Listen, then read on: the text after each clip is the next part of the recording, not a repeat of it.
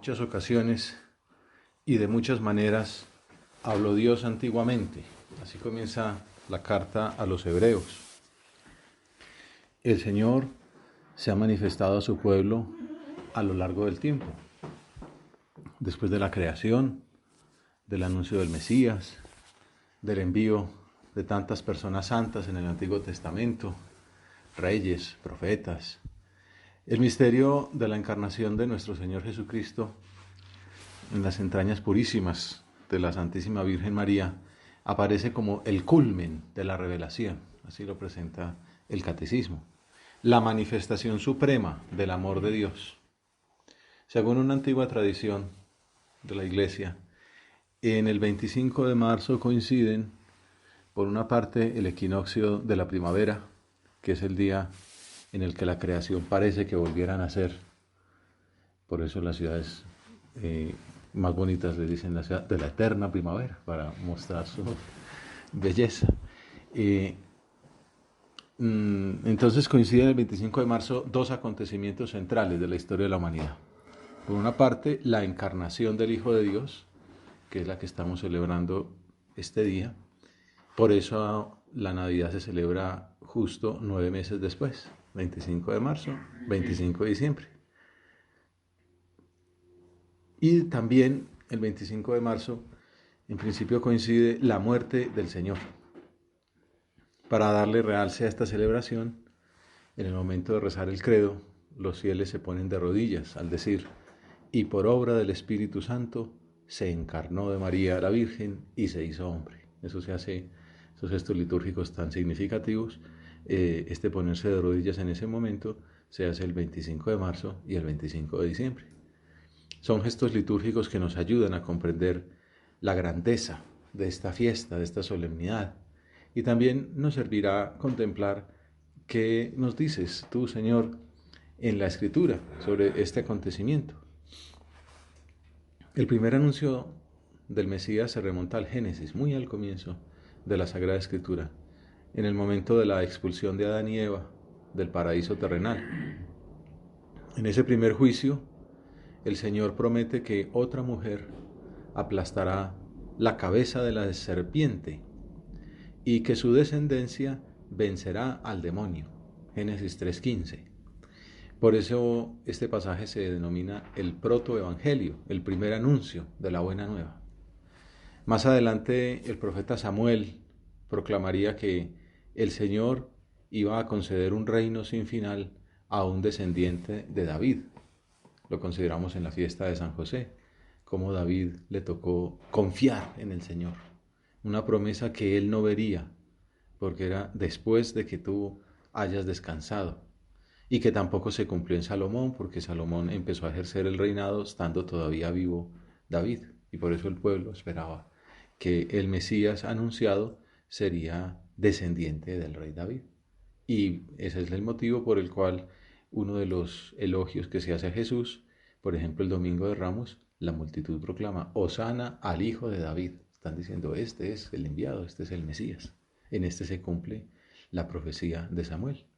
Como San José era descendiente del rey David, también la Virgen pudo haberlo sido, entroncó a su hijo adoptivo en la genealogía davídica y de esa manera permitió que se cumpliera la profecía mesiánica. Luego está el tema de la concepción virginal de María, que es el anuncio más clásico, lo tenemos en Isaías, en el siglo VIII antes de Cristo. Abraham es del siglo XVIII antes de Cristo, Moisés del siglo XIII antes de Cristo, Isaías del siglo VIII antes de Cristo. Ayuda a ubicarse un poquito también históricamente. Y recordamos que esa historia, el contexto es que el profeta se presentó ante el rey Ahaz para decirle de parte de Dios que no se aliara con los enemigos poderosos que le apremiaban para no caer en idolatría. Y para garantizar que su mensaje era una embajada divina, le dijo que podía pedir el signo que quisiera. Como él venía de parte de Dios, él lo cumpliría.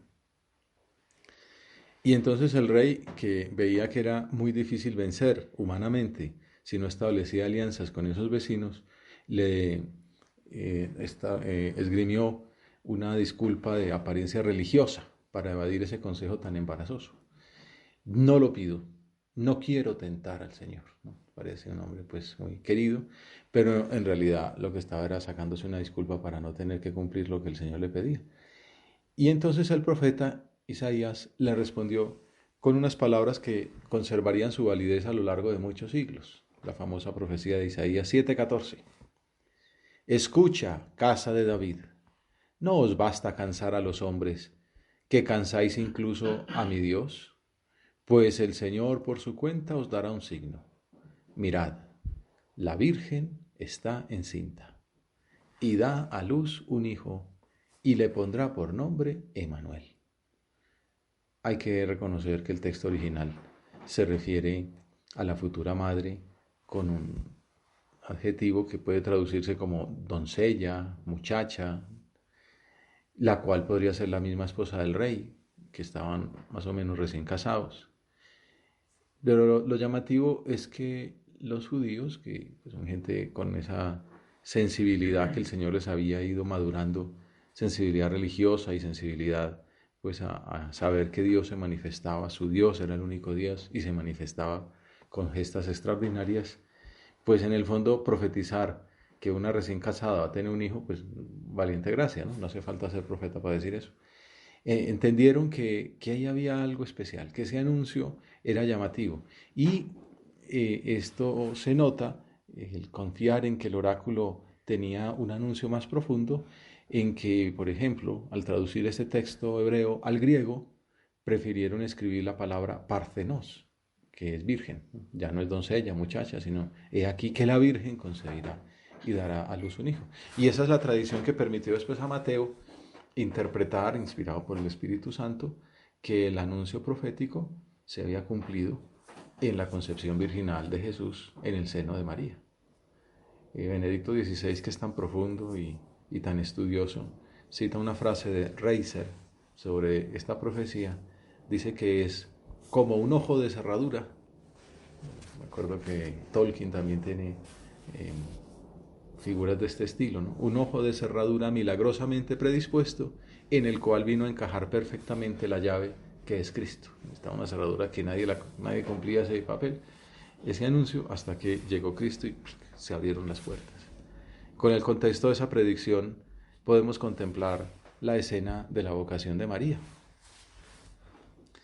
En el mes sexto, el ángel Gabriel fue enviado por Dios a una ciudad de Galilea, o sea, al norte. Una ciudad de Galilea llamada Nazaret, un pequeño poblado, una vereda insignificante en aquel gran imperio romano, el último pueblo de la última provincia dominada por los romanos. A una virgen desposada con un hombre llamado José de la casa de David. El nombre de la virgen era María. Todo tiene sentido a la luz de la mirada divina. Y nos quedamos ahí contemplando esa escena que hemos visto tantas veces en nuestra oración. Cuántos cuadros maravillosos en la historia del arte recrean esa figura.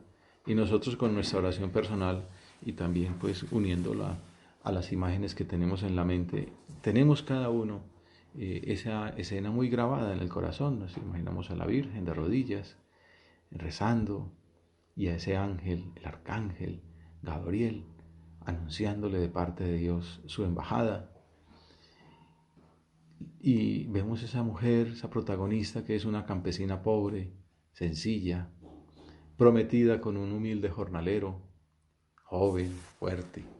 Y estamos hablando de la mujer más importante de la historia, de la obra maestra de la creación.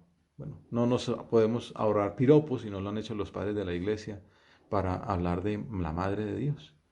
Guardando las distancias y mirando ese momento en el que la Virgen recibe de parte de Dios su vocación, su llamada, podemos pensar que también a nosotros, tú, Señor, nos tienes preparados unos designios, en apariencia sencillos, quizá nada llamativos, pero cuánto está en juego, dependiendo de nuestra respuesta a tus llamadas, grandes y pequeñas cada día. Quedarnos considerando como una película ese momento de la anunciación del ángel a María nos puede servir para pensar cuando recibimos ese anuncio nosotros, cuando vimos claro que Dios nos llamaba a seguirle de cerca, que nos proponía esa meta alta, la santidad. La recibimos en el bautismo, pero llegó un momento en que fuimos más conscientes. Y es una llamada diaria. El amor se renueva cada momento, también como el amor humano. No basta un sí y dejar que por inercia corran las décadas, ¿no? Es un sí que viene adornado con circunstancias cada día nuevas, de salud, de edad, de contexto pues doméstico, regional, mundial. Y el Señor nos va llamando a través de esas circunstancias. Va renovando también la llamada, ahora aquí, más adelante allá, ahora con estas personas o con aquellas otras. Y no importa con quién o en dónde o cuándo o cómo, lo que importa es que Dios me llama, que el ángel es enviado a mi lugar y se encuentra conmigo y me dice, haz esto. Y cada día, Señor, por eso venimos a nuestra oración, a encontrarte en el sagrario, a buscar tu voluntad. He aquí que estoy, Señor, aquí para hacer tu voluntad. El ángel, entrando en su presencia, dijo, alégrate. Gabriel debería haber saludado con el tradicional shalom, ¿no? Que es el saludo griego, hebreo, perdón. La paz esté contigo, así es como se saludan entre los hebreos, shalom. Pero el Evangelio nos transmite en griego la palabra jaire, alégrate. Muy bonito además, ¿no? Que está relacionado con la palabra gracia. Etimológicamente tienen el mismo origen, alegría y gracia. Alégrate María, porque estás colmada de gracia. En estos días un muchacho me mostró un Nuevo Testamento que le han regalado por ahí a la salida de la clínica de los Gedeones, ¿no? Entonces me dijo, ¿esto puede leer? Y yo, pues hombre, es una versión protestante y tal. Entonces fui precisamente a esta escena que es como un punto, un dolens ahí para saber qué dice. Entonces, le dice, alégrate María, bendecida por Dios. Ya, no es lo mismo decir bendecida por Dios que colmada de gracia. Y se dan cuenta que ahí tiene su rintintín. Pues alégrate María, colmada por Dios de gracia. Esas palabras, el quejaritomene en griego, pues es el fundamento del dogma de la Inmaculada Concepción de María. Fuiste concebida llena de gracia. No hay en ti mancha. Llama la atención que el anuncio de la llamada divina, el desvelamiento de la voluntad de Dios, el cambio de todos los proyectos de aquella joven doncella, comience con una invitación a estar alegre. No es fácil, ¿no? Todos tenemos unos proyectos, unos planes, y siempre cuesta que se los cambien a uno, por dificultades, por circunstancias de aquí o de allá, externas o personales. Siempre duele, hombre, yo que pensaba que en diciembre iba a estar en tal parte y ahora esta enfermedad no me lo va a permitir, o esta crisis económica hace que tengamos que cambiar, pues a María también, este anuncio, pues que estás casada con José, pero vas a aparecer ahora en estado de embarazo, pues va a significar un trastorno poderoso socialmente. Y bueno, y no le terminan de decir todavía todo lo que le llega a tocar sufrir para cumplir la voluntad de Dios. Y en medio de todas esas contradicciones, de ese anuncio de la cruz de Jesús en el fondo, el saludo es alégrate, alégrate que te traigo un mensaje de gozo. Y es que, ¿cómo va a dar miedo, tristeza o preocupación cumplir los designios del Señor? Cuando solo se ve lo negativo, pues quiere decir que falta visión sobrenatural. Y siempre es una tentación, también a veces por la edad, por las circunstancias personales, por la enfermedad incluso, por cansancio, que uno solo vea lo negativo, o solo vea lo difícil, o solo se centre en los medios humanos. Claro, yo solo enfrentado a esta situación tan exigente, ¿cómo voy a salir adelante? O con estos personajes que tenemos ahora, con esta situación mundial, con este gobierno digo mundial, nacional, regional, local, con esta gente de hoy, con los millennials, con los centennials. Bueno, siempre habrá posibilidades.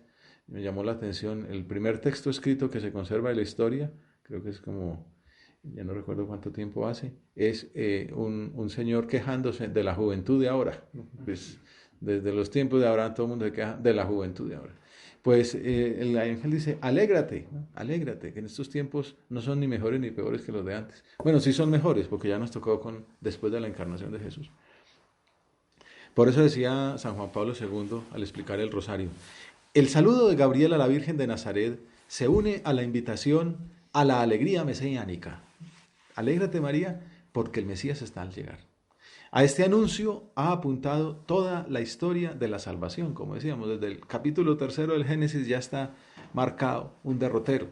Es más, en cierto modo, a este anuncio apunta la historia misma del mundo. La vocación de María a ser el templo en el que se encarna el Señor es la fiesta de la alegría. Podemos concluir.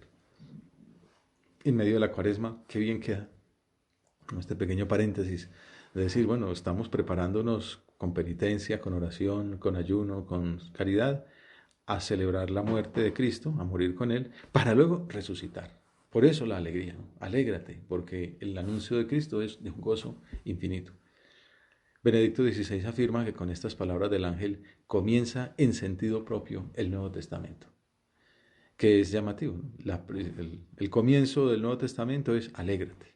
Y el final del Evangelio también es alégrense, en la ascensión del Señor, ¿no? O en la resurrección. Alégrense, alégrense que el Señor ha resucitado.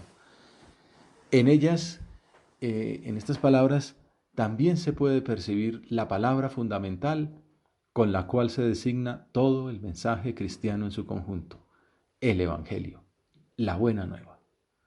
Por eso el Papa Francisco está como marcado en su pontificado por la palabra alegría.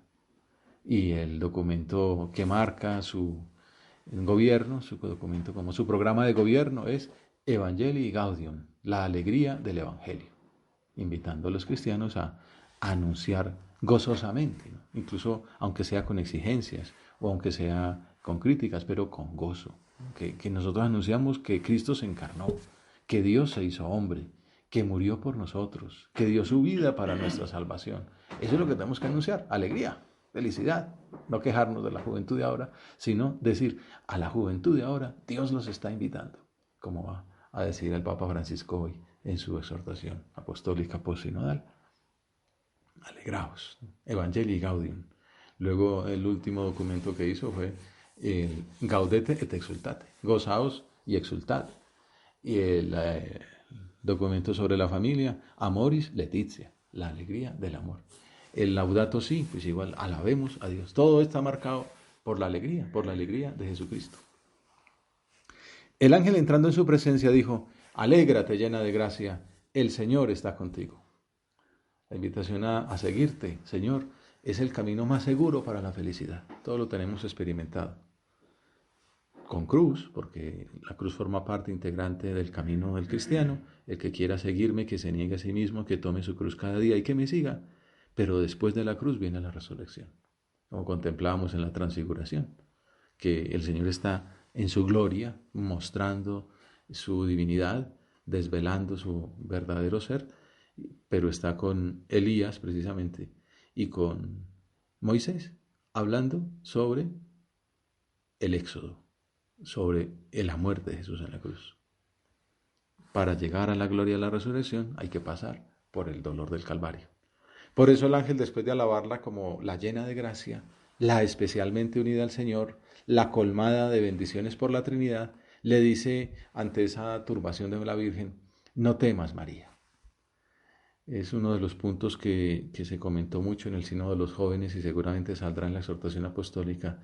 La vocación da temor, la vocación genera miedo, eso es normal, no nos podemos asustar de una reacción más o menos instintiva de sentir susto ante una invitación a una aventura que excede nuestras fuerzas.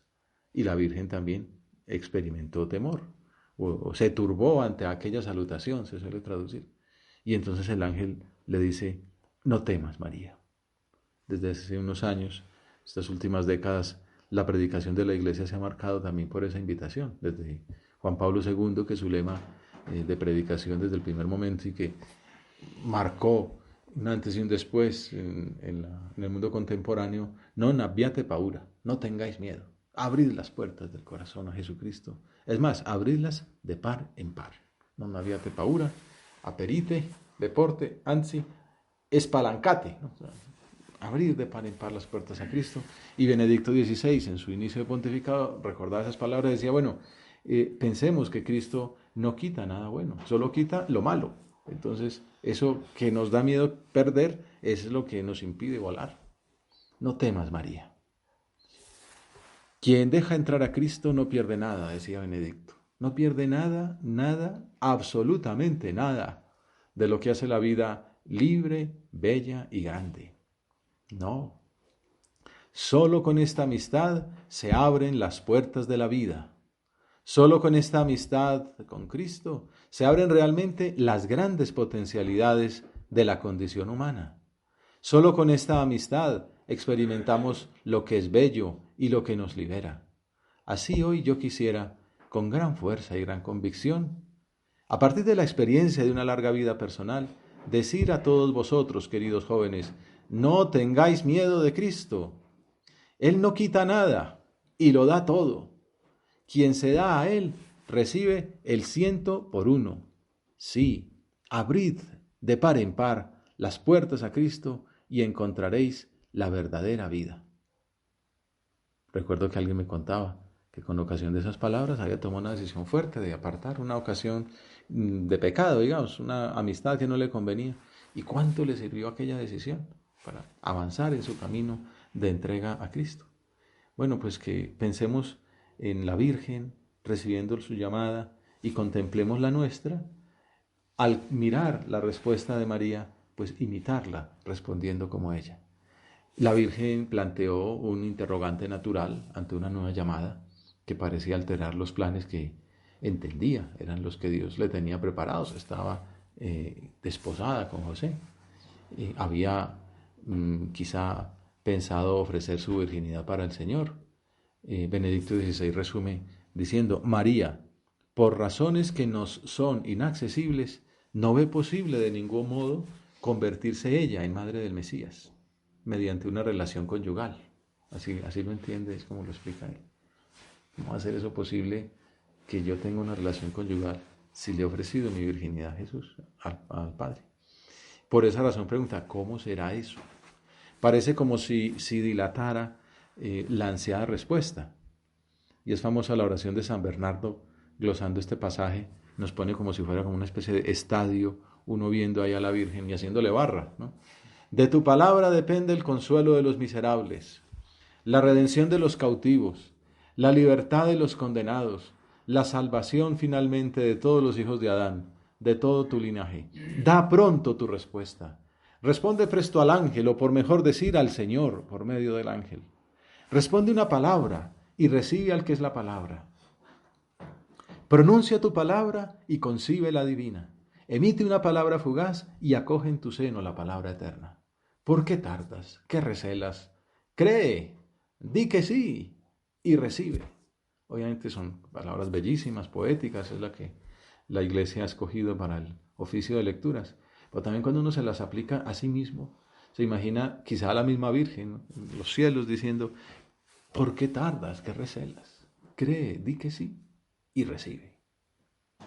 Que tu humildad se revista de audacia y tu modestia de confianza. Abre, Virgen dichosa, el corazón a la fe, los labios al consentimiento, las castas entrañas al Creador. Mira que el deseado de todas las gentes está llamando a tu puerta. Levántate, corre, abre. Levántate por la fe, corre por la piedad, abre por el consentimiento. El ángel respondió con una explicación que exige mucha fe, pues tampoco es lo más corriente en la vida de una persona. El Espíritu Santo vendrá sobre ti y la fuerza del Altísimo te cubrirá con su sombra. Por eso el santo que va a nacer será llamado Hijo de Dios. Y entonces ella, que no es que plantee inconvenientes, así como Zacarías sí había dicho que pedía una prueba, ella simplemente dice: ¿cómo va a ser esto posible de parte de Dios si yo con él había cuadrado otra cosa? Entonces cuando él le aclara cómo será, no ofrece la Virgen ningún inconveniente y responde con sencillez como fruto de su profunda fe y de su amor a Dios. Amén. Fiat. Hágase. He aquí la esclava del Señor. Hágase en mí según tu palabra. Estas palabras fueron el lema de la JMJ en Panamá. Y cuánto bien hicieron, ¿no? Uno cantándolas, repitiéndolas 1000 veces porque sonaba en todas partes. Pero eso es un telón de fondo que marca la invitación a responder de esa misma manera a Jesús. Esta respuesta equivale a decir, he aquí la esclava del Señor, como dice San Andrés de Creta, dócil para obedecer, pronta para servir, dispuesta para recibir. Y San José María, contemplándola en camino, dice, oh Madre, Madre, con esa palabra tuya, fiat, nos has hecho hermanos de Dios y herederos de su gloria. Bendita seas. Una palabra bonita como para repetir a lo largo del día, ¿no? Bendita seas. Nos hiciste hermanos de Dios, herederos de su gloria. Hijos de Dios, hermanos de Jesucristo, templos del Espíritu Santo, todo gracias a una palabra. Hágase. A partir de ese momento, María empezó a llevar en su seno al Hijo de Dios. El Verbo se hizo carne y habitó entre nosotros. Allá en el santuario de Nazaret, donde algunos de ustedes han ido y otros esperamos que lleguemos a estar todos por allí alguna vez, se conmemora ese momento. Aquí el Verbo se hizo carne. También se conservan esas mismas palabras con algún cambio en el orden en la Santa Casa de Loreto, porque de hecho lo que hay en Nazaret es, digamos, el fondo de la casa, la roca sobre la que se apostaban las otras 3 paredes que son las que están en Loreto, según dice la tradición. Aquí el Verbo se hizo carne y habitó entre nosotros. Aquí plantó su tienda en nuestro campamento, aquí puso su morada en nuestro barrio. Podemos también traducir las palabras del prólogo de San Juan.